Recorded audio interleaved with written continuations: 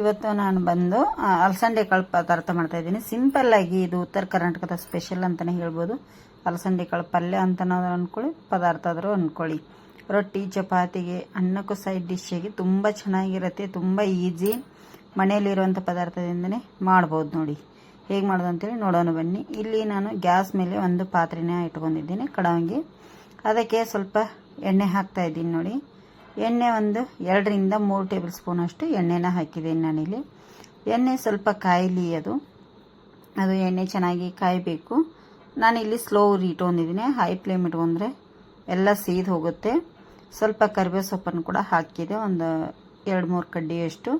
ಒಂದು ದೊಡ್ಡದು ಈರುಳ್ಳಿನ ಕಟ್ ಮಾಡಿ ನಾನಿಲ್ಲಿ ಸೇರಿಸ್ತಾ ಇದ್ದೀನಿ ಸಣ್ಣದಾಗಿ.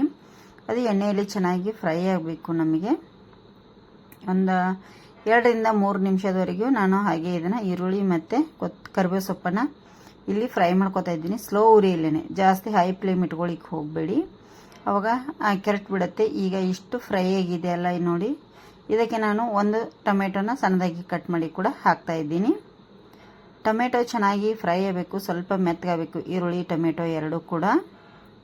ನಿಮಗೆ ಇಲ್ಲಿ ಬೇಕಂದರೆ ಸ್ವಲ್ಪ ಉಪ್ಪು ಕೂಡ ಸೇರಿಸ್ಕೊಂಡ್ರೆ ಬೇಗ ಮೆತ್ತಗಾಗುತ್ತೆ ಮತ್ತು ಫ್ರೈ ಆಗುತ್ತೆ. ನಾನು ಕೂಡ ಸೇರಿಸ್ತಾ ಇದ್ದೀನಿ. ನೋಡಿ, ಇಲ್ಲಿ ಸ್ವಲ್ಪ ತುಂಬ ಚೆನ್ನಾಗಿ ಫ್ರೈ ಆಗುತ್ತೆ, ಅವಾಗ ಬೇಗ ಫ್ರೈ ಆಗುತ್ತೆ ಆದಷ್ಟು.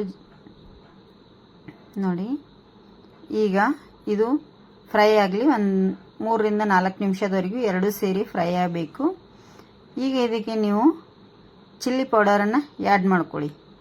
ಚಿಲ್ಲಿ ಪೌಡರು ಹಾಕ್ಕೊಳ್ಳಿ, ಗರಂ ಮಸಾಲೆ ಹಾಕ್ಕೊಳ್ಳಿ. ನಾನಿಲ್ಲಿ ಚಿಲ್ಲಿ ಪೌಡರು ಮಸಾಲೆ ಖಾರ ಹಾಕ್ತಾಯಿದ್ದೀನಿ. ಉತ್ತರ ಕರ್ನಾಟಕದ ಮಸಾಲೆ ಖಾರ ಅಲ್ಲ, ಒಂದು ಎರಡು ಸ್ಪೂನ್ನಷ್ಟು ನಾನಿಲ್ಲಿ ಮಸಾಲೆ ಖಾರನ ಸೇರಿಸ್ತಾ ಇದ್ದೀನಿ.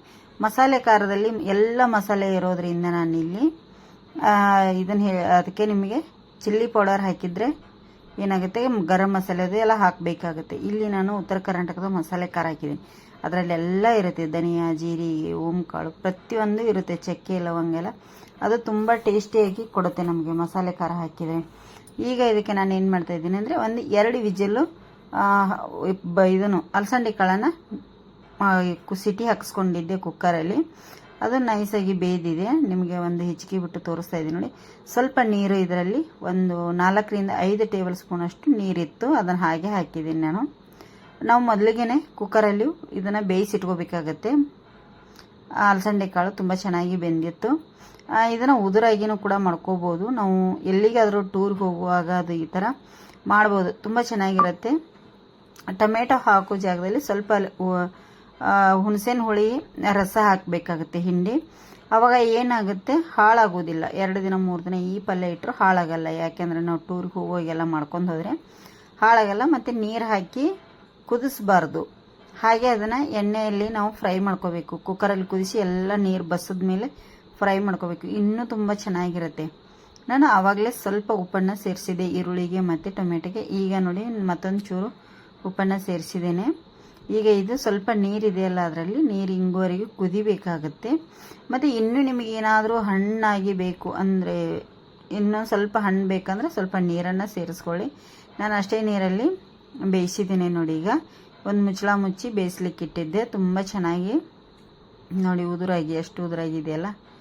ಮತ್ತು ಟೇಸ್ಟ್ ಕೂಡ ಅಷ್ಟೇ ಇರುತ್ತೆ. ಸೈಡ್ ಡಿಶಾಗಿ ಅನ್ನಕ್ಕೂ ಅದು ತುಂಬ ಚೆನ್ನಾಗಿರುತ್ತೆ. ಇದು ಮಕ್ಕಳೆಲ್ಲ ಇದನ್ನು ಪ್ಲೇಟಲ್ಲಿ ಹಾಕಿಕೊಟ್ರೆ ಹಾಗೇನೂ ತಿಂತಾರೆ. ಈಗ ಇದಕ್ಕೆ ಲಾಸ್ಟಲ್ಲಿ ಕೊತ್ತಂಬರಿ ಸೊಪ್ಪನ್ನು ಉದುರಿಸ್ತಾ ಇದ್ದೀನಿ. ತುಂಬ ಚೆನ್ನಾಗಿರುತ್ತೆ ಕೊತ್ತಂಬರಿ ಸೊಪ್ಪು ಮೇಲ್ಗಡೆಯಿಂದ ಹಾಕಿಬಿಟ್ರೆ. ಈಗ ಇದನ್ನೊಂದು ಸತಿ ಚೆನ್ನಾಗಿ ಮಿಕ್ಸ್ ಮಾಡ್ಕೊಂಡ್ಬಿಡ್ತೀನಿ ಎಲ್ಲ. ಈಗ ಅಲಸಂದೆ ಕಾಳು ಪಲ್ಯ ರೆಡಿಯಾಗಿದೆ. ಉತ್ತರ ಕರ್ನಾಟಕದ ಸ್ಪೆಷಲ್ ಅಲಸಂದೆ ಕಾಳು ಪಲ್ಯ ರೆಡಿಯಾಗಿದೆ ಫ್ರೆಂಡ್ಸ್. ನಿಮಗೆ ಜೋಳದ ರೊಟ್ಟಿ ಒಟ್ಟಿಗೆ ನಾನು ಇಲ್ಲಿ ಸರ್ವ್ ಮಾಡಿ ತೋರಿಸ್ತಾ ಇದ್ದೀನಿ. ಜೋಳದ ರೊಟ್ಟಿ, ಈರುಳ್ಳಿ, ಮೆಂತ್ಯ ಪಲ್ಯ ಮತ್ತು ಪಲ್ಯ. ನೋಡಿ ಎಷ್ಟು ಚೆನ್ನಾಗಿದೆ. ನಾವು ಮೆಂತ್ಯ ಪಲ್ಯ ಅಂತಲೂ ಹೇಳ್ತೀವಿ, ಮೆಂತ್ಯ ಸೊಪ್ಪನ್ನು ಅಂತ ಹೇಳ್ತೀವಿ. ನೋಡಿ, ತುಂಬ ಚೆನ್ನಾಗಿರುತ್ತೆ, ಸೂಪರಾಗಿರುತ್ತೆ. ನೀವು ಮನೆಯಲ್ಲಿ ಟ್ರೈ ಮಾಡಿ, ಹೇಗೆ ಬಂದಿದೆ ಅಂಥೇಳಿ ಕಮೆಂಟ್ ಮಾಡಿ. ಹೊಸಬ್ರು ನಮ್ಮ ಚಾನಲ್ ನೋಡ್ತಿದ್ರೆ ಪ್ಲೀಸ್ ಸಬ್ಸ್ಕ್ರೈಬ್ ಮಾಡ್ಕೊಂಡು ನೋಡಿ. ವಿಡಿಯೋ ನೋಡಿ ಕೂಡ ಹಾಗೆ ಬಿಡಬೇಡಿ, ಒಂದು ಲೈಕ್ ಮಾಡಿ. ಮತ್ತು ಮುಂದಿನ ವಿಡಿಯೋದಲ್ಲಿ ಸಿಗ್ತೀನಿ. ನಿಮಗೆ ಹೊಸ ರೆಸಿಪಿ ಬೇಕಂದರೆ